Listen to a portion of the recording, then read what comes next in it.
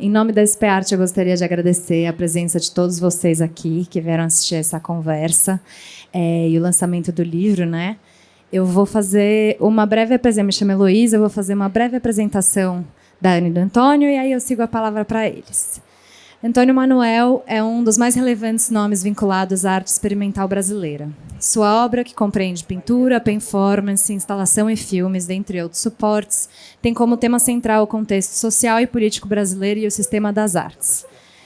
Dessa perspectiva, executou, desde os anos 60, as Urnas Quentes, trabalho com os jornais e flãs, O Corpo é a Obra, Fantasma e Ocupações e Descobrimentos, entre outros. Dentre suas principais exposições individuais estão a Bienal de Veneza, em 2015, Panorâmica do MAN do Rio, em 2014, I Want to Act, Not Represent, nas Americas Society, em Nova York, em 2011, Fatos, no Centro Cultural Banco do Brasil, em São Paulo, em 2017, mostra no Faro Center of Contemporary Art, em Chipre, em 2005, no Museu da Chácara do Céu, em 2002, na Fundação Serralves, em Portugal, em 2000, no Jeu de Paume, em Paris, em 99, no Museu da Arte Contemporânea de Niterói, em 98, no Centro de Arte Hélio Oiticic, em 97.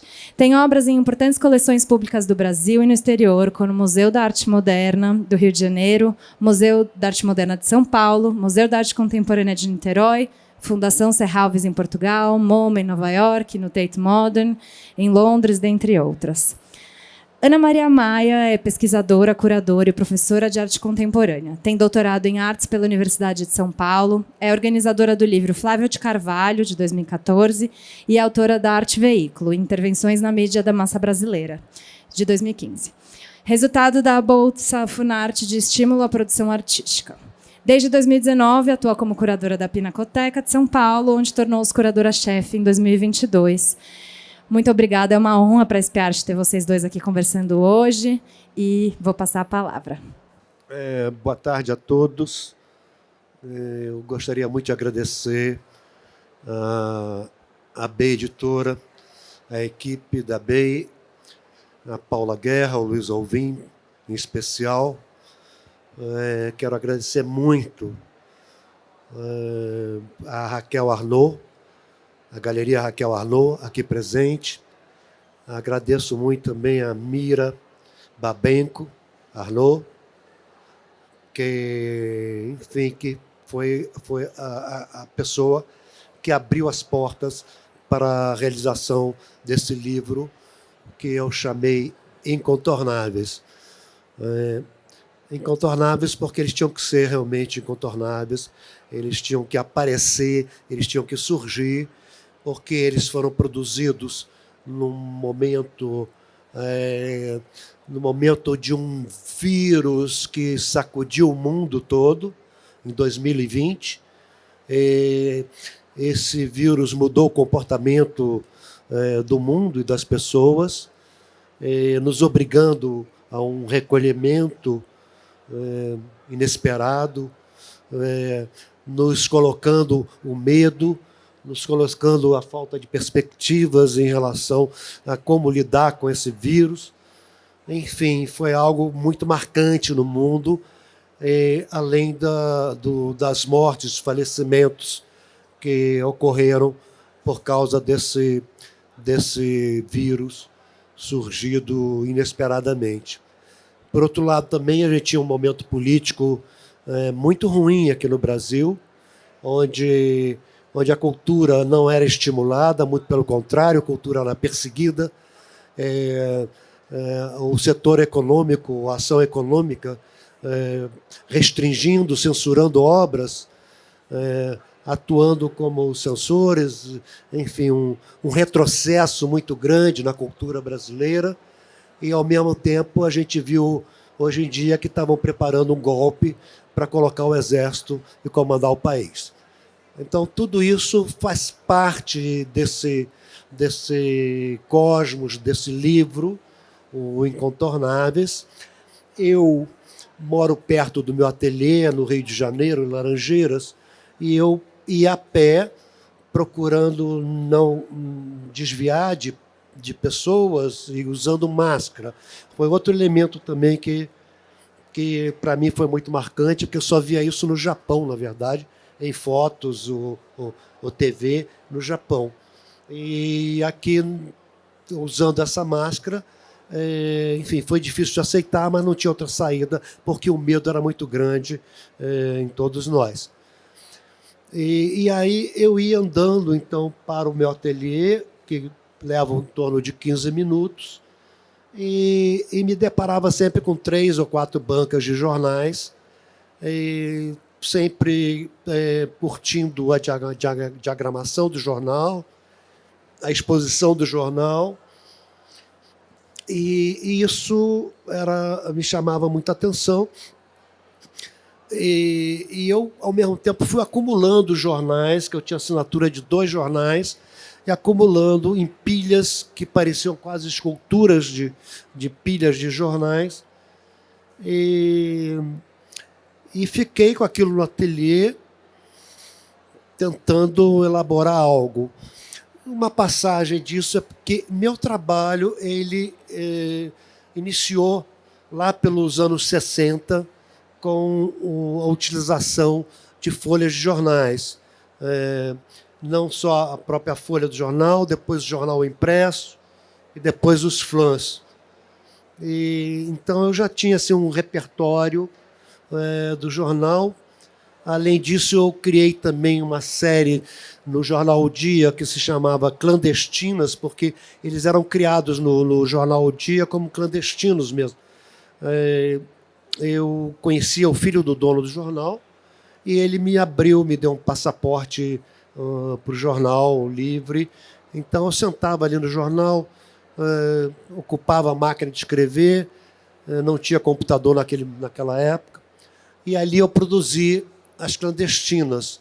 São 9 trabalhos em jornais O Dia, aonde eu criava manchetes e fotos e produzia um jornal idêntico ao jornal O Dia, que é um jornal sensacionalista no Rio de Janeiro.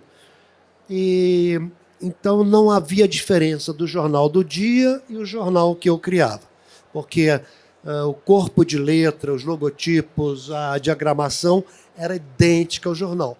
E com isso eu colocava alguns amigos da época como manchete. Por exemplo, a Lígia Pape, eu criei uma manchete: mulher vampiro age em Ipanema. Então tinha uma foto da Lígia com dente de vampiro. O Hélio de Sica também foi visto na praia, enfim, não me lembro agora o título exato, mas fui criando, introduzindo um pouco da arte no jornal. O que chama atenção nisso também é porque houve um lado subversivo, porque eu saía do jornal com uma pilha de jornais, passava por bancas e o dia e deixava então os jornais ali para ser vendidos. E ficava ao longe vendo o que acontecia, e uma vez eu vi que realmente venderam o meu dia, que não era o dia do dia.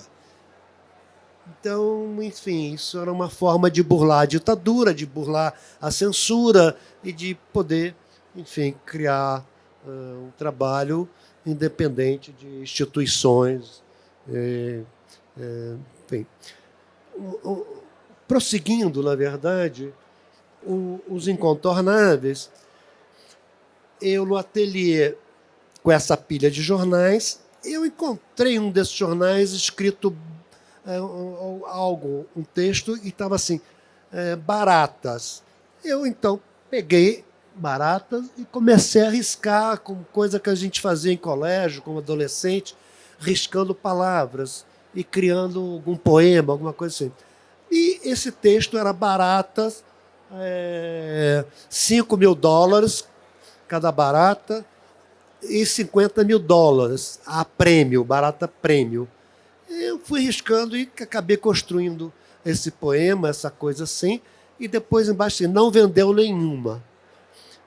Obviamente, isso que me atraiu foi a ideia do livro do Kafka, do monstro, que estava surgindo um monstro na política, estava surgindo um monstro na censura.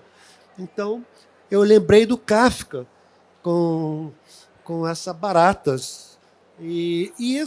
A partir dali, eu fui um pouco mais ousado. Eu disse, mas se eu rasgar isto aqui como um bisturi, eu vou encontrar outras formas, eu vou encontrar outras possibilidades de leitura.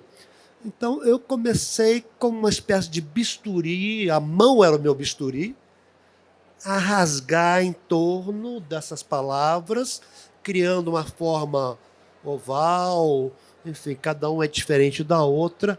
Mas, a partir desse trabalho, que foi o primeiro, eu consegui desenvolver, então, uma série deles, em torno de 70 trabalhos. E aí, cada um é diferente. E esses trabalhos, enfim, eu conversando com meu filho, o Mário Oliveira, que ele me sugere de fazer um livro-exposição.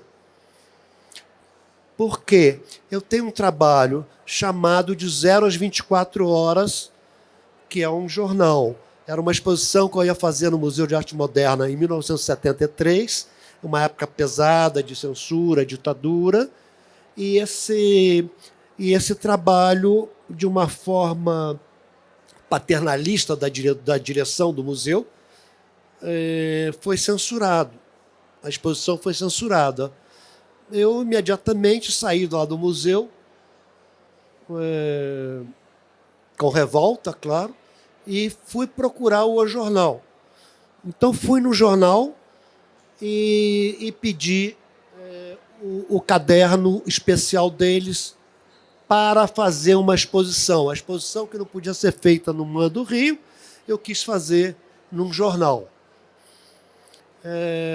Dei sorte de encontrar um editor, uma pessoa maravilhosa, o Washington Novaes, e ele, então, era o editor desse caderno, me disse que poderia me ceder 3 páginas.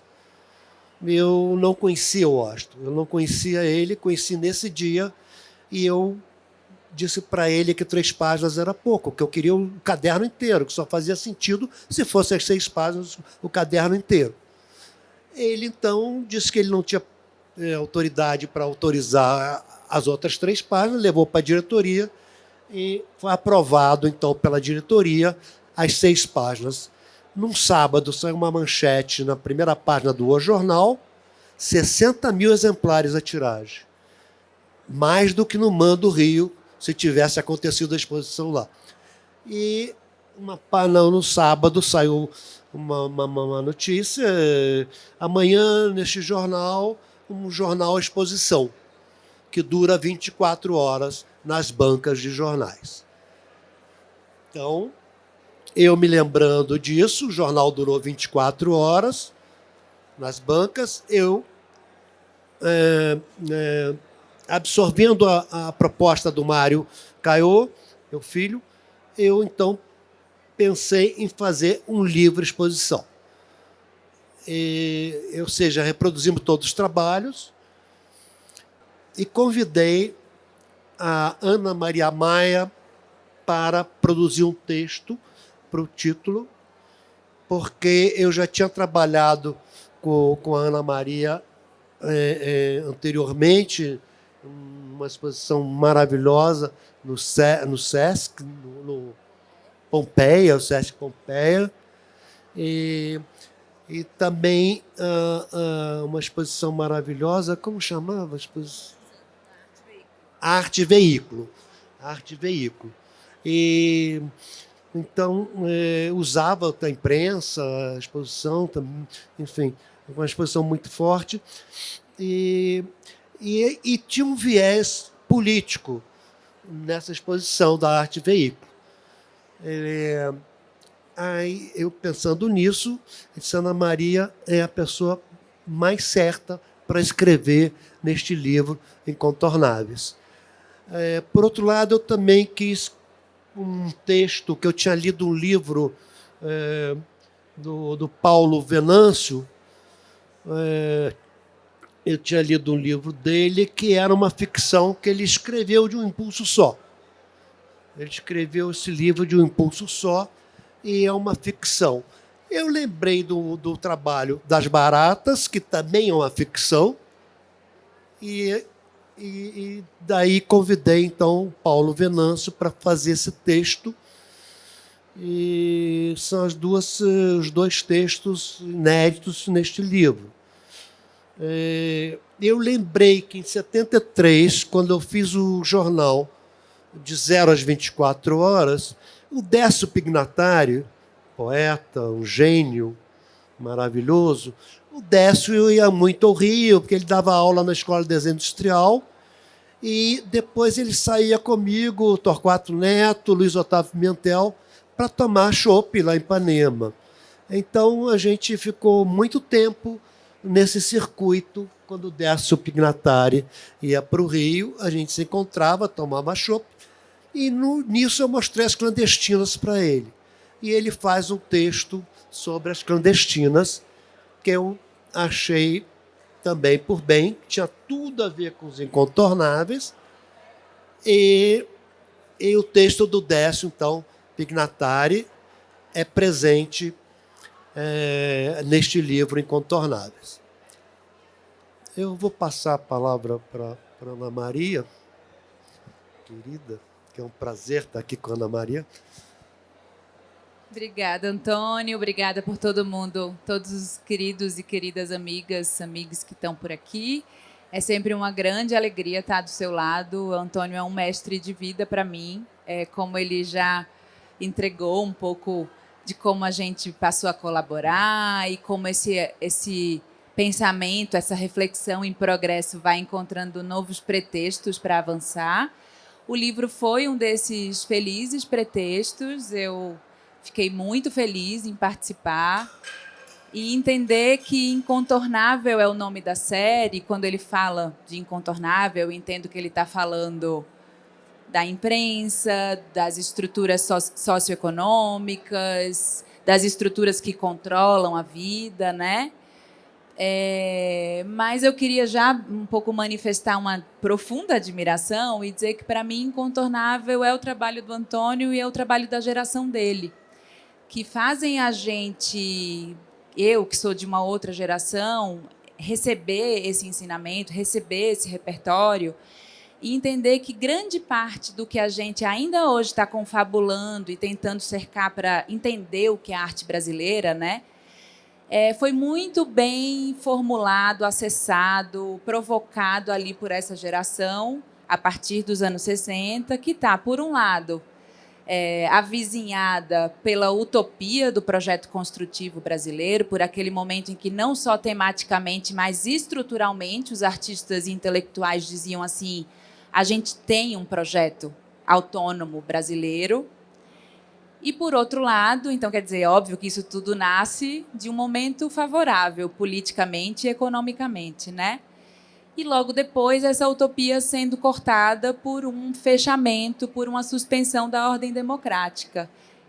Então, todo um rearranjo de rota e todo um planejamento de uma arte de contracultura, né? De uma arte que usa o experimentalismo para existir numa ordem que quer capturá-la. Então, varia a linguagem, usa aquela estratégia típica da guerrilha artística, que é do ataque e fuga. Então, óbvio que estar no jornal significa também contar com essa temporalidade curta do jornal, que pode ser subversivo e depois, no dia seguinte, vai para o lixo, e quem é o autor não se sabe, fica o rumor. Então, essa geração é muito inspiradora para a gente entender essa alta voltagem política que reside no experimentalismo. E quando o Antônio apresenta o sumário do livro e diz que eu fiquei com a política e o Patinho ficou com a ficção, enfim, eu um pouco discordo, porque eu acho que tem política em tudo, e eu acho que o ensinamento dessa geração, essa geração tranca-ruas, essa geração da arte de guerrilha, essa geração experimental, é a geração que mostra para a gente que forma e conteúdo andam juntos, né? E que faz a gente, ainda hoje, vivendo esse capítulo indigesto de uma nova ameaça de golpe, de uma ordem democrática que, depois de tantas conquistas, a gente vê que é frágil, não só no nosso país, como no mundo inteiro. A gente olha para esse capítulo inspirador da arte brasileira e tenta redobrar a atenção sobre ela. E tenta, não por um essencialismo, para dizer que tudo é igual, mas justamente para ver o que se transforma no tempo, né? Então, talvez, para não falar sozinha e para dividir com vocês esse estado de diálogo no tempo que a gente vai vivendo nos projetos, nos convites que o Antônio me faz, no que eu devolvo para ele, eu acho que seria muito interessante ouvir do Antônio, depois dessa breve rasgação de seda, mas como é que gestos que se repetem, esse estado de contracultura, de insubordinação que se mantém, né, que persiste ao longo, aqui a gente está falando de 60 anos de trabalho, como é que ele se transforma? Porque os desafios se transformam. Então, quer dizer, estar no jornal hoje significa outra coisa, porque o lugar social do jornal mudou. Falar de esfera pública na pandemia também muda, porque estava todo mundo em casa. Então, você poderia, Antônio, talvez falar sobre o que se mantém e o que se transforma nessas práticas do seu trabalho? Bom, falando um pouco do livro, que é uma exposição, um livro-exposição, ele é uma continuidade do que foi realizado anteriormente. Na verdade, ele continua com essa ideia criativa. Uma coisa que é minha bússola também, é uma coisa do Mário Pedrosa, que é um exercício experimental de liberdade, que ele fala que quando eu propus o Corpo é Obra no Mando Rio em 70, ele disse que o que Antônio está fazendo é um exercício experimental de liberdade. Então, enfim, toda essa vivência, essa matéria, ela está, a meu ver, neste livro, porque a gente aborda trabalhos anteriores, não só o Jornal de 24 Horas, mas o Corpo é a Obra, os Frutos do Espaço, e vão por aí vários trabalhos que têm a ver com esse vazado dos incontornáveis. Enfim, então, o livro surge, na verdade, a partir dos trabalhos. São os trabalhos que determinaram o livro. Não é o livro que determinou os trabalhos, é o contrário. Os trabalhos me levaram para o livro e me levaram para chamar uma exposição. Então, isso é um dado importante, porque a gente foi ver também quais são os trabalhos que eu tenho que são vazados. Por exemplo, eu fiz os muros que representei o Brasil junto com o Komatsu aqui em 2015, na Bienal de Veneza.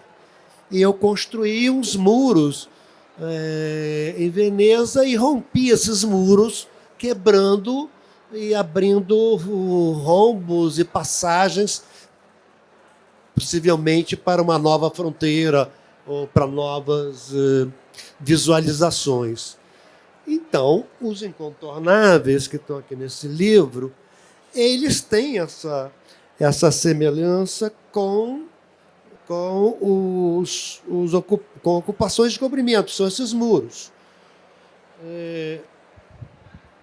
Isso daqui é um momento gráfico também, muito importante do livro, que eu agradeço muito a dedicação do Luiz Alvim, no cuidado com essa gráfica, e que a gente fez duas facas gráficas, justamente para poder mostrar um pouco o vazado e o outro lado. Mas, enfim, então ele abre isso aqui, a semelhança, possivelmente, aqui é com a mão bisturi. Nos muros, ocupações de cobrimento, são as marretadas. É a marreta que quebra o muro e abre uma passagem. Por sua vez, eu tenho um trabalho de 1968, que a Ana Maria fala desse trabalho, no texto maravilhoso dela, que se chama Urnas Quentes. As urnas quentes, elas são caixas hermeticamente fechadas em 1968, numa manifestação do Aterro do Flamengo, no Rio de Janeiro, criado pelo Hélio Sica e o Rogério Duarte, chamado Apocalipopotes. É uma frase inventada pelo Rogério Duarte e que é um apocalipse com hipótese. Então, deu Apocalipopotes. E eu tinha essas caixas, urnas quentes, hermeticamente fechadas, que as pessoas quebravam isso amarretadas para descobrir o que tinha dentro dessa caixa. Ou seja, usava de violência para descobrir algo que estaria ali encerrado. Nesse mesmo ano foi decretado o ato número 5. E esse trabalho se chamava Urnas Quentes. Quer dizer, a ditadura ela cortou a possibilidade de voto, cortou a possibilidade das urnas, cortou a democracia. Então, esses trabalhos são citados pela Ana Maria à semelhança dos Incontornáveis. Pois é, você fez uma menção interessante às urnas quentes e, de novo, eu vou voltar para os gestos. E quando eu falo em persistência, algo que eu trabalho aqui no texto e acho que alimenta sempre o nosso diálogo, a ideia de que furar, destruir, rasurar, cobrir um discurso dado ou uma estrutura dada. Então, o jornal tem um discurso, o Antônio vai lá e primeiro com nanquim cobre, depois entra na gráfica e pega exatamente com a formação em desenho gráfico, que é o começo de toda a trajetória artística dele, ele vai negociando os tijolinhos dessa diagramação e substitui uma foto, substitui uma manchete, vai criando essa terceira margem bem à la Guimarães Rosa, né? Não é nem a verdade nem a ficção. E eu acho interessante da gente pensar que é justamente no encontro entre destruição e construção, de novo, projeto construtivo da geração anterior e arte de guerrilha da geração à qual ele pertence. É justamente nesse encontro que o trabalho acontece. O meu texto, ele dá um salto, na verdade. Eu começo lá pelos anos 90 e depois a gente vai voltando, né, Antônio, para citar onde é que essa caixa de ferramentas, de rasgos, cortes, marretas, vai sendo formada. Mas lá nos anos 90, nesse prédio aqui, tem uma história anterior, mas é muito importante dizer que esse trabalho que eu uso para abrir o texto do livro, ele foi exibido na Bienal da Antropofagia, na Bienal de 1998. Você lembra onde exatamente no prédio ele estava? Acho que era no terceiro andar, né? Bom, no terceiro andar, tô louca. No núcleo histórico. Bom, talvez ele estivesse aqui. Brincadeira, não sei. Não lidem com essa informação. Mas esse trabalho se chama Fantasma. E esse trabalho é composto por um ambiente, é uma obra imersiva, ambiental, feito de cacos de carvão. É como se tivesse tido uma grande explosão e a gente entrasse nesse ambiente já pós-explosão, né? O ambiente é branco, os cacos são pretos, então, de novo, a gente vê o rigor construtivo de alguém que tem plena consciência do desenho que está fazendo no espaço. E a gente é convidado, eu me remeto, eu nunca vi, que eu já vi no Man do Rio, uma vez montado. Mas o público é convidado a se esgueirar, a negociar com os cacos, porque se a gente toca no caco e está com a roupa branca, talvez a gente se mele, talvez a gente fique constrangido porque tocou na obra de arte.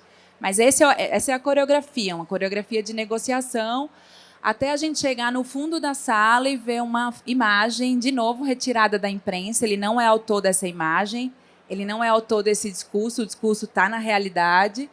E a imagem de uma pessoa que acabou de sobreviver à chacina de Vigário Geral. Acho que vários de vocês podem lembrar desse episódio.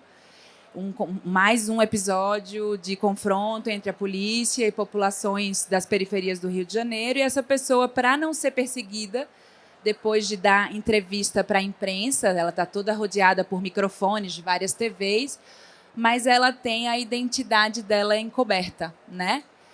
E esse trabalho sempre me pega muito para pensar que, se a gente está falando do papel dos artistas e intelectuais para comentar o real, para falar de injustiça social, para falar de suspensão de ordem democrática, para denunciar a violência, né? Violar a violência, como eu acho que é muito interessante da gente pensar no trabalho do Antônio, como é que se complexifica esse diagrama de forças e de personagens quando a gente traz esses outros periféricos, esses outros que todos os discursos sociais vão invisibilizar, não é só porque eles são contraculturais, experimentais, é porque eles são invisibilizados nos processos históricos, nos processos coloniais.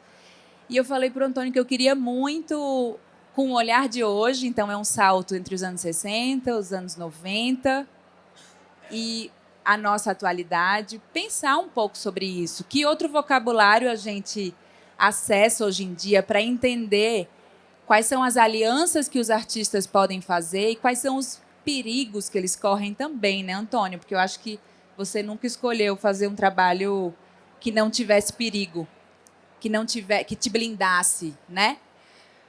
Então, só para um pouco trazer vocês para um pouco dentro desse argumento e convidar vocês a acessarem o livro e verem como a gente conseguiu juntos desenrolar esse fio entre muitos fios do trabalho do Antônio, mas eu acho interessante, assim, a gente está vivendo um letramento tão forte, tão irreversível, né? No mundo da arte, na sociedade, e eu acho que os trabalhos artísticos, históricos, eles convidam a gente a voltar para eles e refletir com os olhos de hoje.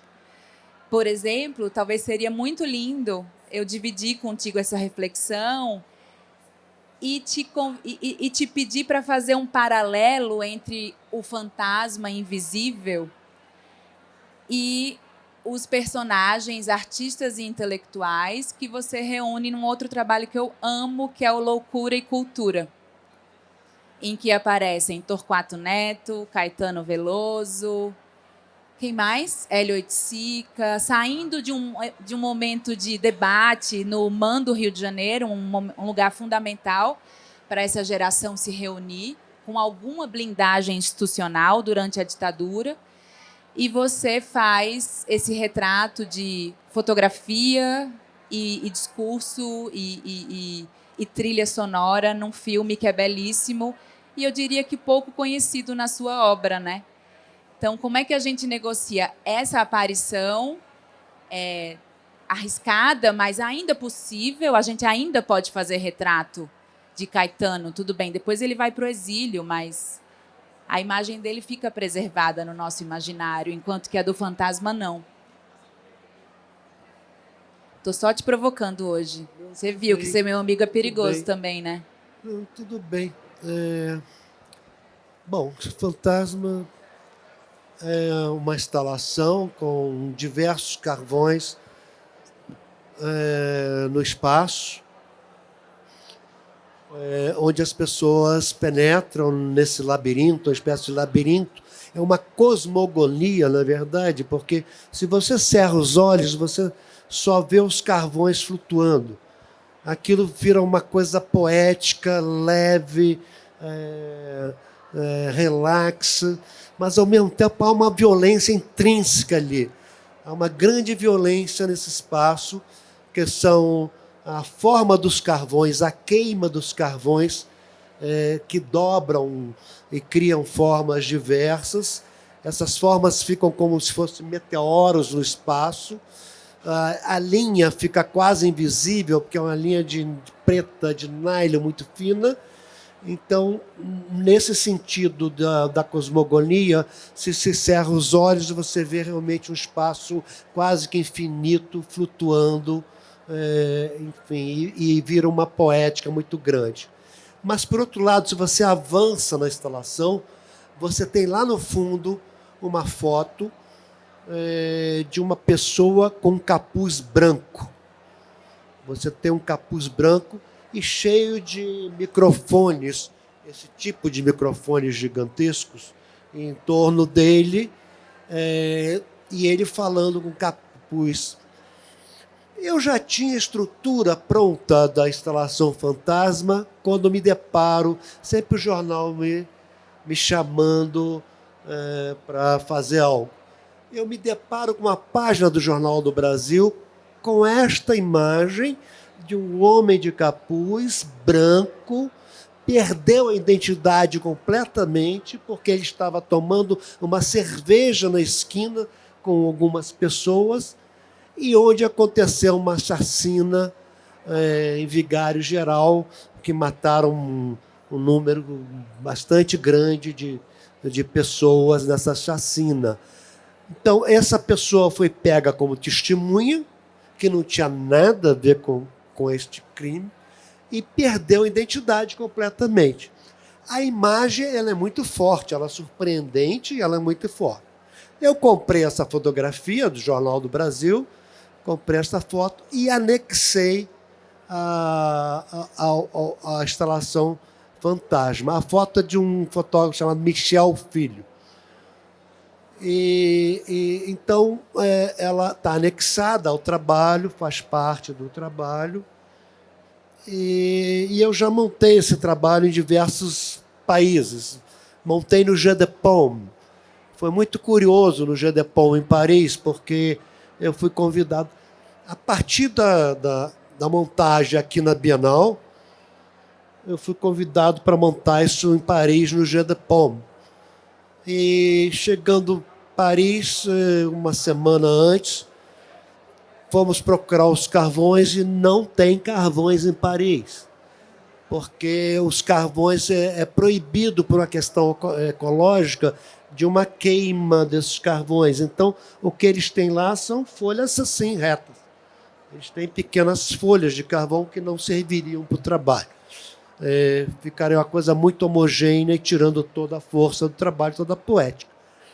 Ficou um drama, porque faltava quase 5 dias para se montar o trabalho, e o trabalho leva algum tempo para se montar. E eu, então, numa reunião de madrugada em Paris,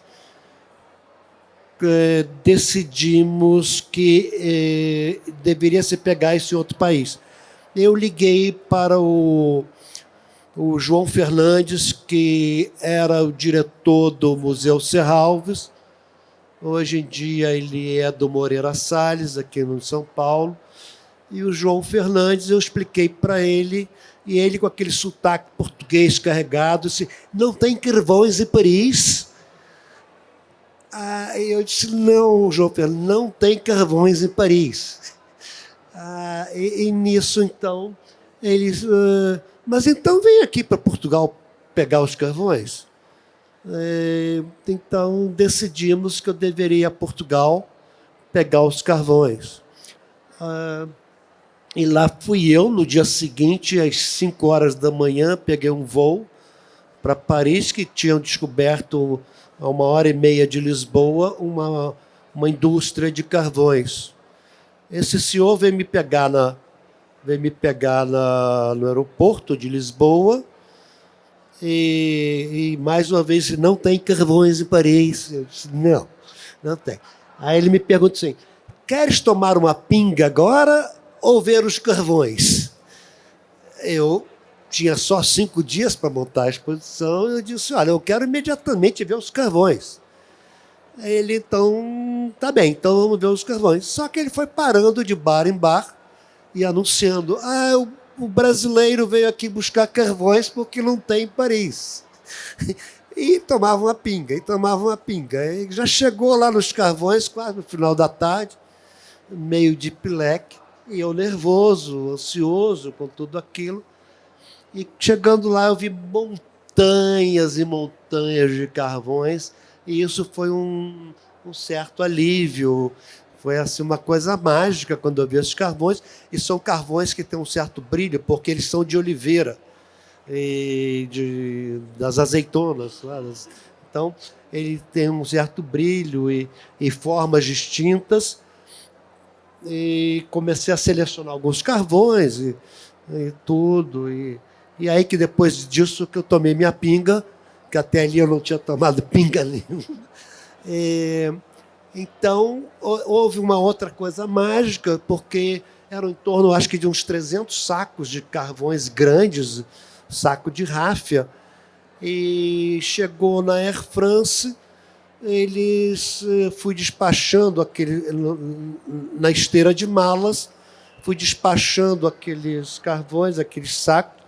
A TAP, que estava do lado, disse, isso é para a exposição do José de Palma? Eu disse, então manda metade para cá que eu despacho também junto.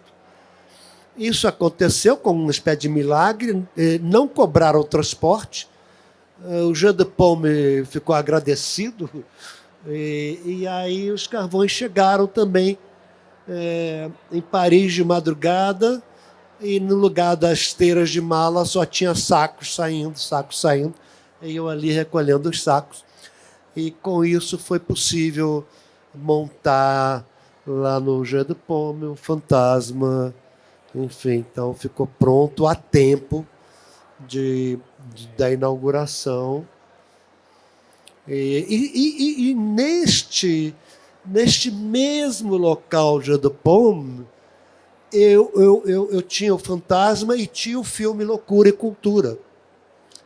O filme Loucura e Cultura, como a Ana Maria disse, era um debate ocorrido no MAN do Rio de Janeiro para discutir o que era loucura e cultura.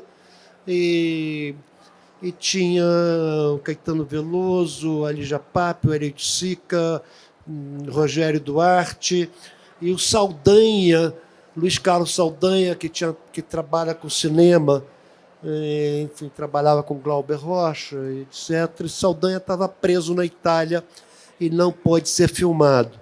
Então ele entra com uma banda preta. A parte dele é uma banda preta porque ele estava lá na Itália preso com Pierre Clémenty, o ator francês que tinha feito com Buñuel o filme com Catherine Deneuve, não me recordo exatamente agora, Belo da Tarde, Belo de Jour. E os dois estavam presos por causa de uma pequena bagana de maconha. Uma coisa mínima assim, e ficaram muito tempo ali. Então não pôde ser filmado, não puderam ser filmados. E o que acompanha o discurso deste filme, na verdade eu peguei todos eles, Caetano, o Hélio não, mas todos. O Hélio Sica estava em Nova York, ele entra com a Lígia Pape, sim. Eles são filmados como foto fixa, de frente, de lado e de costas, como uma foto de polícia. E eu queria usar o hino nacional brasileiro naquele momento e eu fui proibido, não podia usar o hino nacional brasileiro. Então, o que eu fiz? Eu usei a Marseillaise, que é um hino forte, um hino francês. Então, logo depois de cada fala, entra o hino francês, com uma precisão forte. E isso passava lá no Jeu de Paume, e os franceses me agradeciam muito pelo hino nacional francês, mas eles não sabiam que eu não pude usar o hino nacional nesse filme. Bem, são 10 minutos de filme, preto e branco. Legal. Eu acho que talvez a gente possa abrir para ouvir perguntas ou comentários para envolver a participação de vocês. Ficam, enfim, esse assunto, essa análise de obras, ela leva a gente para momentos muito densos e em que o tempo inteiro a obra cria aberturas para reagir à realidade, né?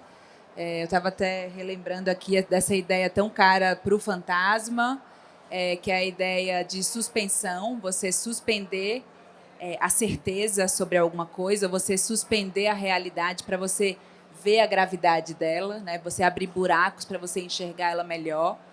E isso eu acho que é uma constante no trabalho, isso é um viés de leitura que tanto faz a gente olhar para o caráter construtivo como para o caráter experimental e mais político, se é que há separação, no trabalho do Antônio.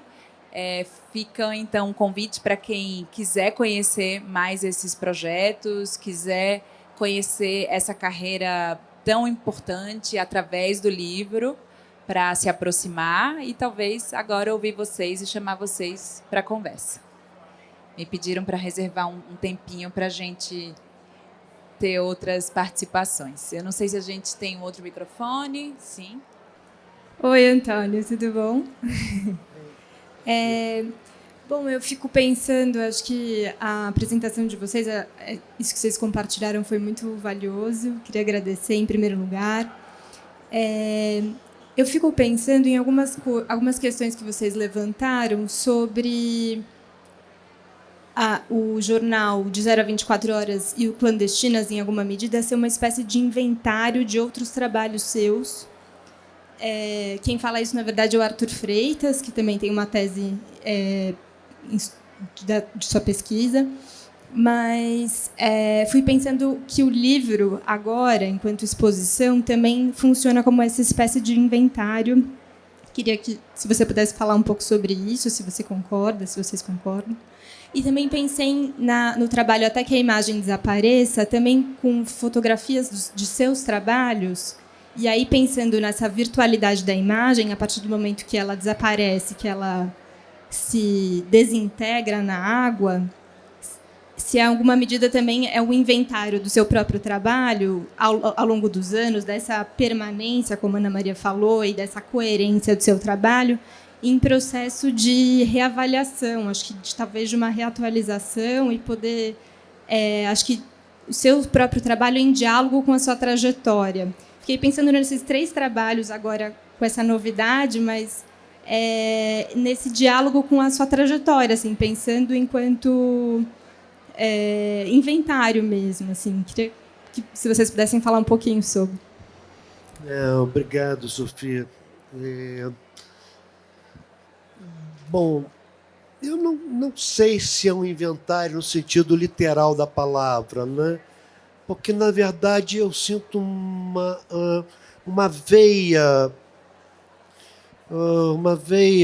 um rio como o do Joyce, as margens ali,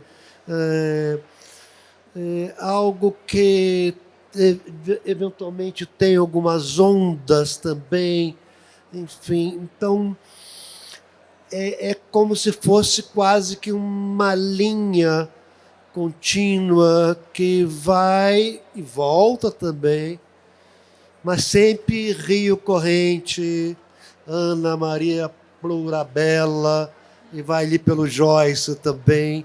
E, enfim, o jornal é uma relação afetiva desde adolescente, desde menino, na verdade. O que me trazia assim com muita curiosidade o jornal, por exemplo, como o caso dessa chacina, por exemplo, como isso era transformado graficamente para comunicar para as pessoas que iam comprar um jornal na banca. Quer dizer, alguém assistiu aquela chacina lá, e como é que esse jornalista vai descrever isso depois? De que forma que vai ser diagramado isso? De que corpo de letra ele vai usar para poder comunicar isso? Então, essa paixão gráfica, o corpo gráfico, o corpo físico desse jornal é que me atraía e me chama para esse trabalho, né? Então, por isso que eu não sei se é o inventário, que, na verdade, as coisas também vão e voltam, nesse sentido, né? Vão, volta, se reflete, e os incontornáveis, eles têm essa continuidade do suporte.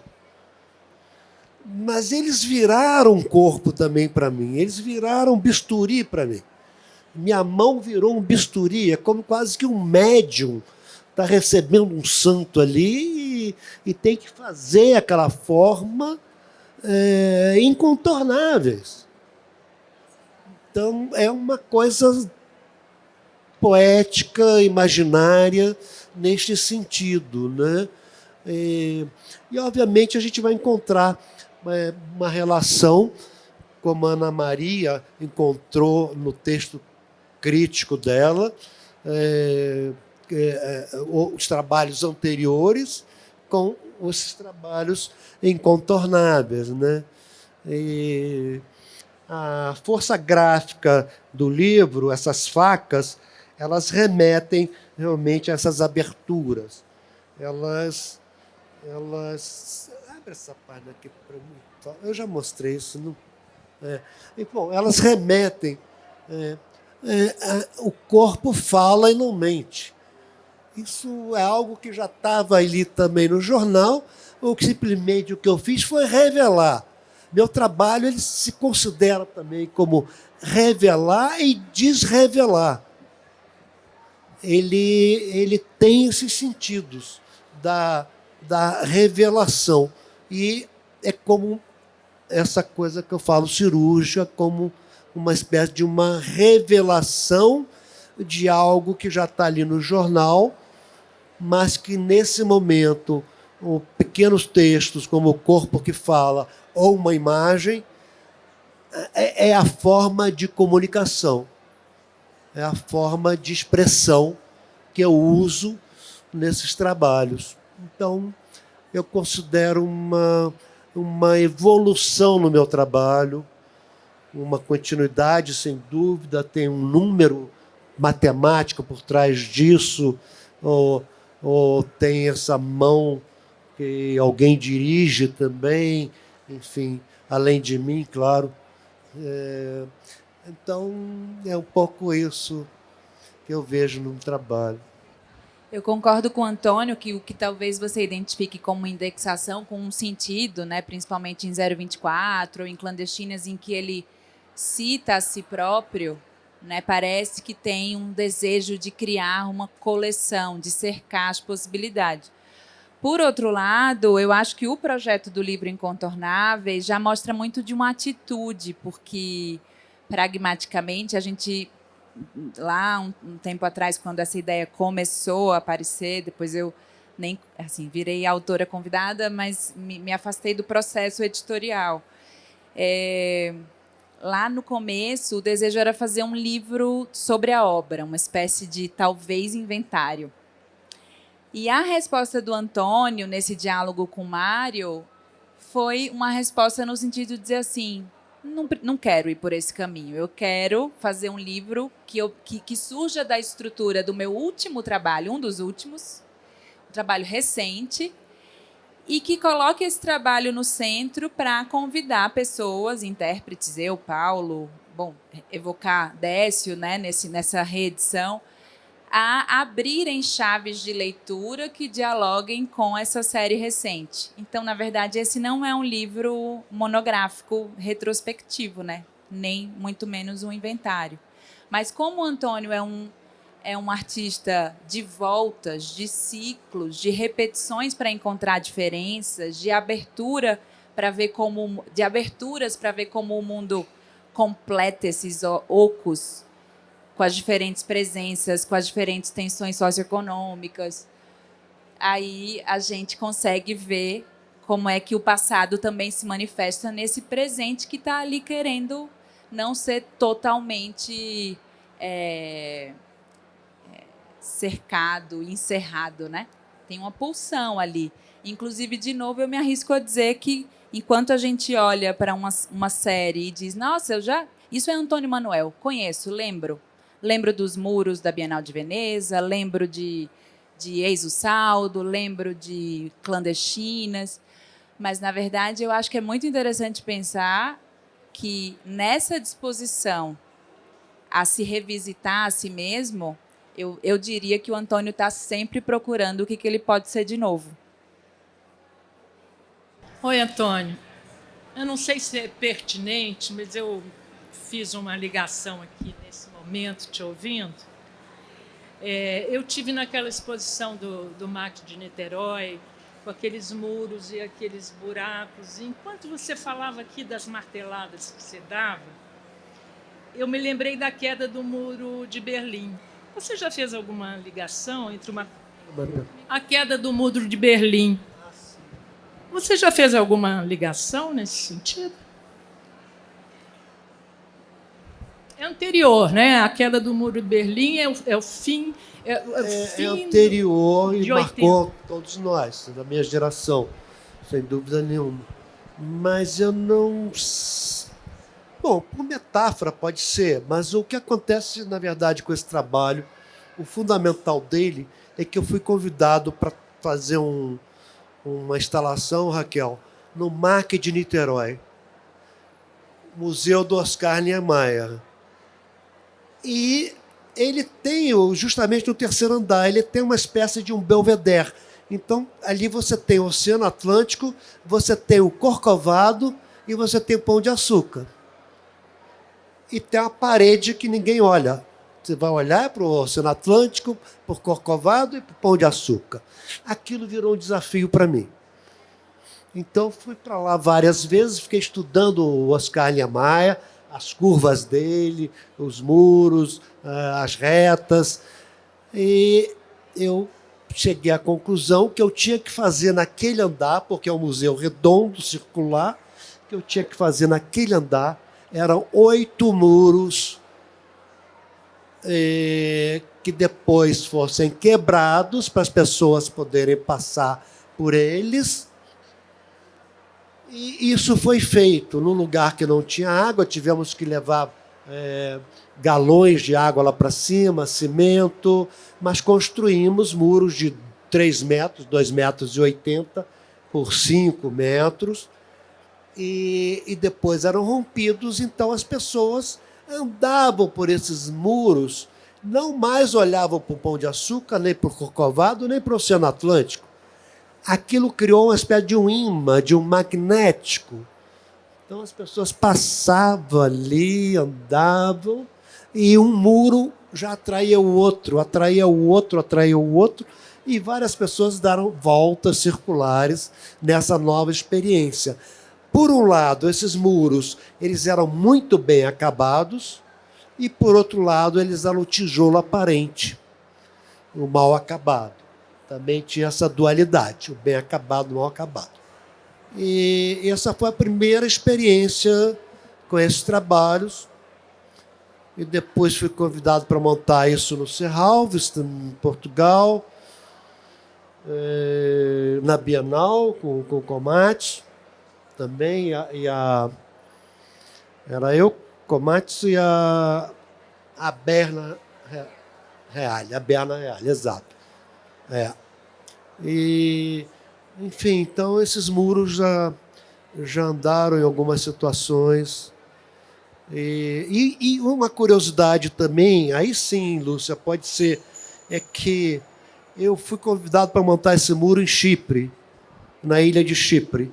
E eu, então, produzi os muros no Museu de Arte de Chipre, e fiz muros, ousei muros mais altos e mais compridos. Tive essa oportunidade, se eu estou numa ilha, não vai afundar mesmo, então, que o MAC poderia afundar. Mas aí eu construí, então, os muros com 7 metros de comprimento, etc. A Chipre é dividido entre Turquia e Grécia. E existe uma zona que eles chamam de Green Line, ocupada pela ONU. São soldados da ONU e que ninguém pode entrar naquela área ali. É uma área até bonita também, mas não se pode entrar. Chama Green Line, linha verde. E o diretor do museu conseguiu uma visita minha, a Marisa, e tinha mais 2 pessoas, que eu não me recordo agora, uma visita a esse Green Line. E o Green Line era o seguinte, eram residências, uma colada na outra, é um pequeno bairro, colado na outra, e todos quebrados os muros para a fuga. E está tudo assim, preservado com velocípede, brinquedos, enfim, móveis. Então, é uma é um impacto muito grande, foi um impacto muito grande para mim, porque a única forma que os moradores conseguiram escapar daquilo foi quebrando os muros, passando para as outras casas, então virou um labirinto assim enorme, e isso é preservado nessa Green Line. Eu acho que eu cheguei a chorar lá, de tão forte que foi. E a semelhança que eu estava com a exposição com esses muros lá em Chipre. Mas com Berlim, não sinto assim uma relação. É uma coisa de final de milênio, né? De virada, de chegada do ano 2000, né? De quebrar algumas estruturas. Né? Simbólico, né? Eu diria que é uma consciência do estado de ruína dessas estruturas, da falência desse projeto de divisão, né? Porque eu acho que uma coisa interessante da gente pensar, e já entendendo que a gente precisa concluir a mesa pelo adiantar da hora, mas é só porque eu não consigo evitar de pensar junto com vocês, é que o que é muito interessante se repete no trabalho, o Antônio ele costuma parodiar, repetir as estruturas, as grandes estruturas, né? Então, a arquitetura, a página do jornal. Quem é que quebra? Bom, o jornal do século XX, né? Mas quem é que quebrava a página? Aquilo era muito bem pensado e organizado. Então, isso é uma metáfora muito forte para a gente pensar as estruturas que normatizam, que organizam as formas de vida coletiva. E aí ele vai lá e faz o gesto simbólico de quebrar isso. E eu acho que é muito comum da gente, como público, sair com a possibilidade de refletir sobre... Então, quando não tem as estruturas, quando não tem a divisão binária de Alemanha Ocidental e Oriental, digamos assim, para ir junto com a sua reflexão, o que cabe a cada indivíduo para se situar, então, já que essas estruturas não normatizam, não controlam tanto assim? Como é que a gente coloca, né, como os moradores lá de Nicósia, no Chipre, como é que eles arranjam as próprias estruturas, né, ferramentas para quebrar o muro físico e depois para existir na ausência desse muro, né, para colocar formas de vida, para colocar formas de resistência quando não tiverem muros. E eu acho que isso fala muito do nosso presente, porque não tem muro, mas tem muro. Bom, talvez tenha o muro do Trump, né, mas aí é um delírio num outro grau. Você entende? Assim, a gente não está lidando com as mesmas estruturas físicas, mas eu acho que o trabalho do Antônio convida a gente a olhar as estruturas físicas em estado de ruína para pensar sobre estruturas invisíveis e ainda assim controladoras. Você concorda? Pessoal, acho que eu vou encerrar por aqui, a não ser que você tenha uma palavra final. Não? A gente continua um pouco por aqui, as conversas paralelas são sempre bem-vindas, mas eu acho bom a gente concluir, agradecer a organização do evento, agradecer a presença de vocês.